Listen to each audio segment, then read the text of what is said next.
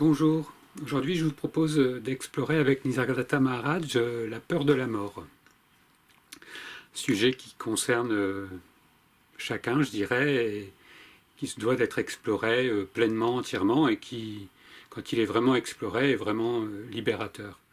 Et donc là, je vous propose de partir d'un entretien de Nisargadatta Maharaj qui traite de cette question dans le recueil d'enseignements de Ni ceci ni cela aux éditions des Deux Océans, et dont le passage fait partie des passages que je poste toutes les semaines sur le site. Donc je vous mettrai les références pour le retrouver plus facilement, pour avoir le texte. Voilà. Donc nous allons pouvoir commencer par la lecture, tout simplement. Donc Nisargadatta qui commence et qui dit je n'accuse personne d'être un individu. C'est vous-même qui vous identifiez à cette individualité.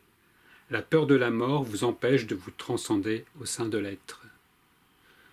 Là, il y a un point qui me semble déjà essentiel, c'est vraiment de faire cette différence en fait entre l'individualité et l'identification à l'individualité qui crée cet individu séparé. Et c'est une notion qui est importante à bien saisir, parce qu'en fait, il ne s'agit pas de devenir une sorte de transparence sans aucune, on va dire, personnalité, aucune caractéristique propre. On pourrait dire, chaque sage, si vous connaissez un peu leur histoire, leur biographie, ou les êtres que vous pouvez connaître autour de vous, qui ont réalisé leur nature, eh bien, ont une identité différente, une façon de se comporter différente. Et ça n'est pas contradictoire du tout, bien au contraire. Il y a une liberté d'expression de cette unicité, de cette façon-là.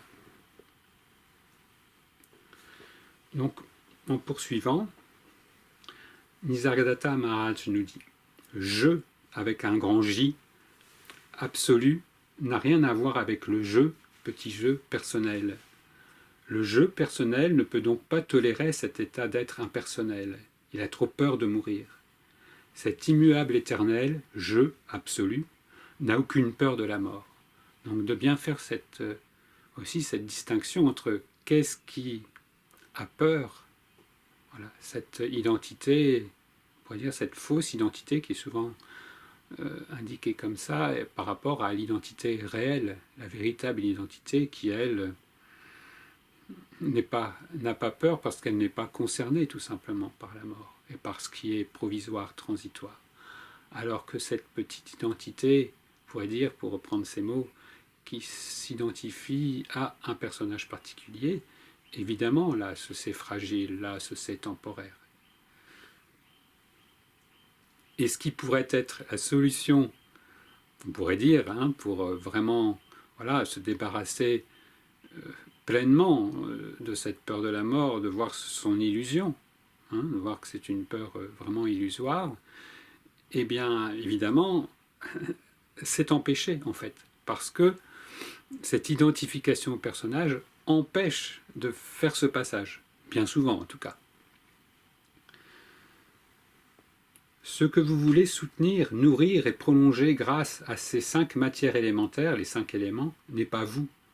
C'est parce que vous vous identifiez à quelque chose d'irréel qu'existe la peur de la mort. Vous, en tant qu'absolu, n'êtes pas ce vous personnel. Comprenez-le une fois pour toutes. 24 heures par jour, l'entité personnelle, vous, est nourrie, observée, protégée, de manière à ce qu'elle dure et se prolonge. Autrement dit, vous regardez, nourrissez, conservez, protégez ce qu'en fait vous n'êtes pas. C'est vraiment capital de regarder ça. Vraiment l'investissement de temps, d'énergie pour nourrir et essayer de conserver le plus longtemps possible ce qui est voué à disparaître. Que ce soit, là on parle du corps, de tout ce complexe psychocorporel, mais qui est déjà lui-même de toute façon totalement toujours en changement, et aussi ça peut être des possessions, au-delà évidemment, mais des possessions, des activités, des idées même, voilà, qui ne seront que passagères. Ça ne veut pas dire après ne pas s'investir dans le quotidien, voilà, ça ne veut pas dire pourquoi pas soigner aussi le corps, mais avec un autre regard, une autre intention, pas celui de préserver à tout prix comme question vitale ce qui n'est que transitoire.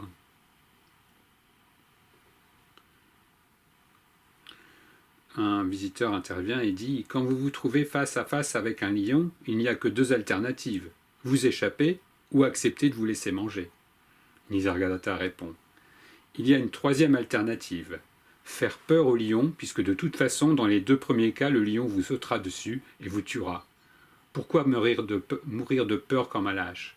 Attaquez courageusement le lion et brisez-lui quelques dents. » Voilà, c'est pour montrer aussi que cette peur de la mort, en fait, nous fait vivre une vie voilà, de peur, de crainte, de préservation, et nous empêche finalement. Cette peur de la mort nous empêche de vivre vraiment, et certains même disent que, voilà, en fait, c'est plutôt qu'une peur de la mort, c'est une peur de vivre vraiment la vie.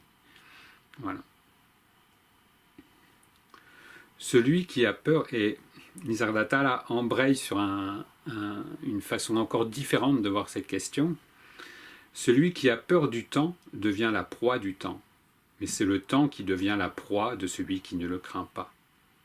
C'est ce qu'évoque aussi Maharaj à d'autres moments quand il dit je me suis cuisiné, je suis mangé. Voilà. J'ai avalé le monde.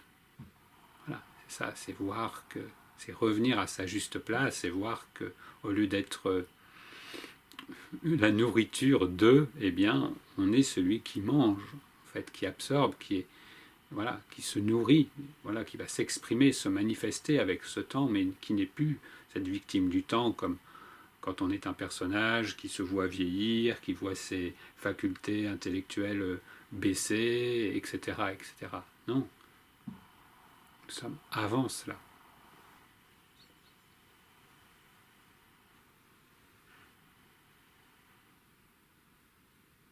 Celui qui transcende le temps, l'être et ses attributs, se dissout dans l'absolu, revient à l'absolu. Un gnani dévore continuellement le temps, alors que les autres sont dévorés par lui. Voilà, c'est ce qu'on expliquait, la différence entre le gnani, c'est pas quelqu'un, il ne s'agit pas de devenir un gnani. Le gnani, c'est la conscience voilà, qui n'est plus dupe de son jeu d'identification, qui s'est à un moment laissé prendre par cette identification et qui se rappelle à elle-même, qui se réveille. Un gnani est au-delà du temps, des éléments et des émotions. On peut les voir apparaître, disparaître et avoir une certaine distance vis-à-vis de ces manifestations, de ces mouvements de la conscience. Le visiteur. Il nous faut être très prudent et ne pas nous représenter comme vrai tout ce qui demeure lié au temps. Effectivement. Vous vous considérez comme un gnani, pourtant, c'est Maharaj là qui reprend et qui dit « Vous vous considérez comme un gnani, pourtant vous êtes bourré de convictions et de complications. La peur du temps est semblable à la peur d'un enfant qui n'est pas né. » Voilà, là aussi une réflexion intéressante. Bon voilà, là il parle donc à des visiteurs qui sont venus le voir. On verra un petit peu plus tard qu'il s'agit un peu en quelque sorte de pandits, de gens qui sont un peu considérés comme ayant une connaissance, un savoir, et notamment dans le domaine spirituel, et qui, comme ça arrivait souvent, venaient un peu confronter Nisargadatta et voir qu'est-ce qu'il y avait vraiment derrière ce personnage un peu mystérieux et que tout le monde venait voir, que les Occidentaux venaient voir et qui parlait pas forcément dans la ligne droite de la religion et de la philosophie traditionnelle. Donc, la peur du temps, voilà, vous êtes bourré de convictions et de complications. Ça, c'est un point aussi essentiel, c'est de voir que et qui par rapport à soi-même même avant tout. Dès que ça semble compliqué, dès qu'on est dans quelque chose qui semble difficile, compliqué, qui n'a pas de solution, ça doit nous alerter que là, hop, on retrouve ce schéma de fonctionnement de quelqu'un qui existe aussi justement dans cette complication, dans cette complexité, et qui va, même en voulant la solutionner, l'entretenir aussi. Et une image aussi que Nisargadatta emploie assez souvent, la peur du temps est semblable à la peur d'un enfant qui n'est pas né. Voilà. Si en fait cette identité est déjà, cette identification est déjà dans un rêve, bah, la peur de celui qui est dans le rêve, bah, ça fait aussi partie du rêve. Donc ça n'existe pas plus. Voilà, tout simplement. Que vous gagnez, que vous soyez très pauvre dans le rêve ou que vous soyez très riche à la fin du rêve, vous n'avez ni ramené des dettes à l'extérieur, ni ramené des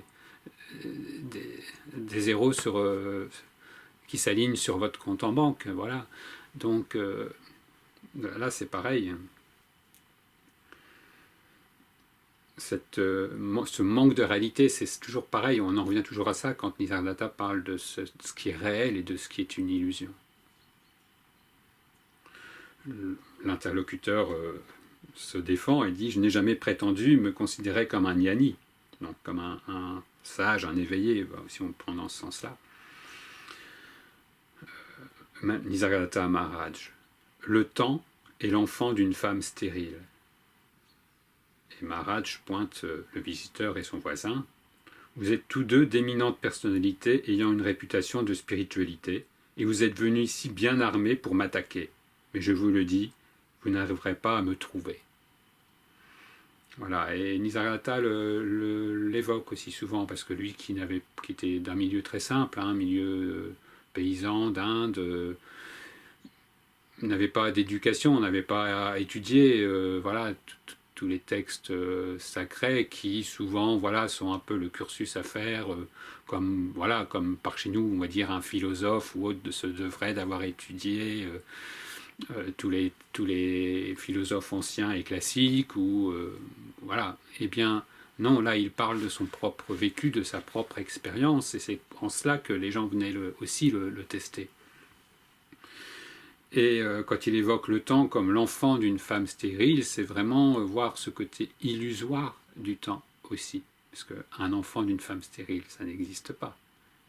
Donc, et le temps, voilà, et pareillement aussi. En tout cas, ce temps psychologique, ce temps tel qu'on le considère habituellement et qui nous permet de créer une histoire, de créer la scène pour ce personnage auquel nous nous identifions avec son histoire. Pourquoi n'ai-je pas peur du temps? Parce que même la dissolution de cet univers, le Brahman, ne peut pas me détruire. Avant, pendant et après la dissolution, moi, en tant qu'absolu, prévaudrai toujours intact, intangible et immuable. Voilà. C'est ce retour à cette part de nous-mêmes, on pourrait dire, intemporel, immuable, ce qui de nous n'est jamais né, ce qui de nous ne s'est jamais ni endormi, ni réveillé, ni même n'a bougé, a assisté à tous les changements, de ce qui de nous assiste à tous les changements. Et ça, c'est un point capital, c'est pas juste lire ça et puis passer à autre chose, non, c'est vraiment une occasion, là encore, toujours de revenir à ça. Pas en tant qu'objet, on ne peut pas en faire un objet. Et surtout pas même, surtout pas. Ce serait un des travers et une des erreurs d'égarement les plus courantes. Non, revenir à ce qui de nous n'est pas un objet. Et donc pas non plus un sujet, puisque le sujet n'existe que parce qu'il y a un objet. De revenir avant toute cette histoire temporelle. Pas pour la mettre loin, l'écarter, non, il n'y a pas besoin, besoin de lutter, il n'y a pas besoin de se mettre dans une chambre d'isolation sensorielle ou je ne sais quoi pour que plus rien n'existe, non, c'est voir cette part-là maintenant. Je me souviens m'être une fois fâché avec quelqu'un qui m'avait contacté autour de ça, parce qu'il ne pouvait pas admettre que c'était un non-état derrière tous les états changeants, permanents, et que donc c'était toujours là. Voilà. Pas vu, mais là.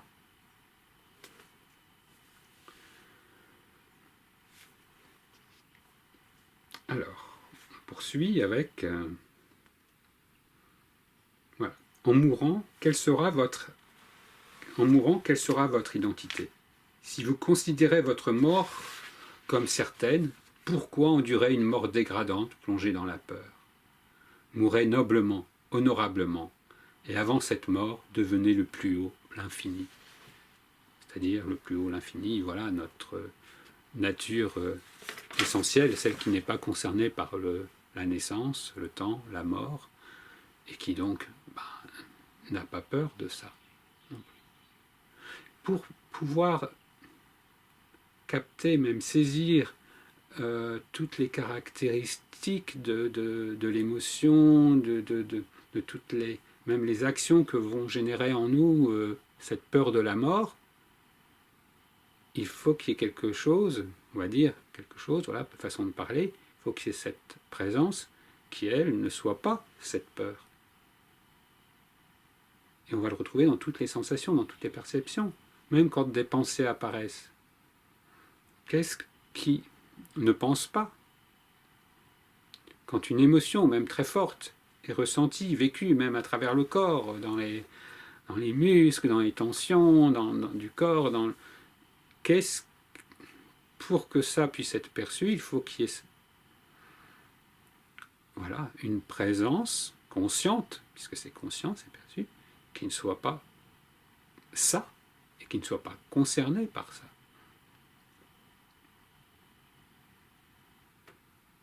Et ça, c'est très simple. C'est juste une question d'attention, de retour à soi, mais à la portée de tout le monde, vraiment. Pour peu qu'il y ait cette motivation, cet investissement, cette détermination, mais de qui? Du personnage, ou on pourrait dire de la conscience de revenir à elle-même. Comme un expire, le monde se manifeste et on se perd dans le monde, et un inspire, on revient à soi. Voilà. Tant que c'est le moment de l'expire, eh bien, continuons, jouons à nous faire peur, justement, jouons à nous prendre pour quelqu'un de mortel, et faisons-nous peur. Quand on va au Grand 8, quand on va à la foire, on a envie d'avoir peur, sinon on n'y va pas, on ne prend pas de ticket. Eh bien là, c'est pareil. Et on n'a pas envie d'ailleurs, ou quand on va voir un film, si pour ceux qui vont voir des films, voilà, même d'horreur, d'action ou autre, on n'a pas envie d'avoir le voisin à côté qui leur dit toutes les 5 minutes mais non, n'aie pas peur, c'est un film, c'est un film. Non, non, on a envie de payer, voilà, on paye pour aller au cinéma ou au spectacle, et on a envie d'avoir peur. Et bien là, c'est pareil, on prend un ticket pour avoir peur dans la vie, et après, au bout d'un moment, bah oui, à un moment donné, à la fin de la journée, ou pour X raisons, on en a marre, et puis on a envie de revenir à soi, voilà. Mais c'est naturel, il n'y a pas même de faute, il n'y a pas de péché, il n'y a rien qui est mal, il n'y a rien qui est de travers, en fait.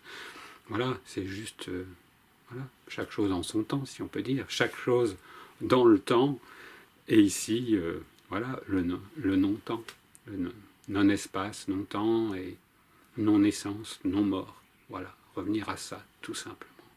Et là, à partir de ce moment-là, il n'y a plus besoin de tas d'artifices, de tas de considérations, de prise de tête, etc.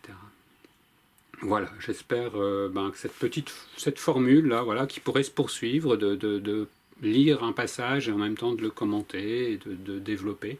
Si ça vous plaît, dites-le moi, et puis sinon on peut revenir à des simples questions sans s'appuyer sur les textes, mais voilà, l'idée c'est quand même de présenter et de rendre peut-être plus accessible, sans prétention, mais disons de donner quand même des explications sur les questions finalement qui reviennent souvent d'incompréhension, pour rendre plus facile aussi la lecture de tous ces recueils d'enseignements qui sont à notre disposition. Et voilà. Bien à vous, au plaisir.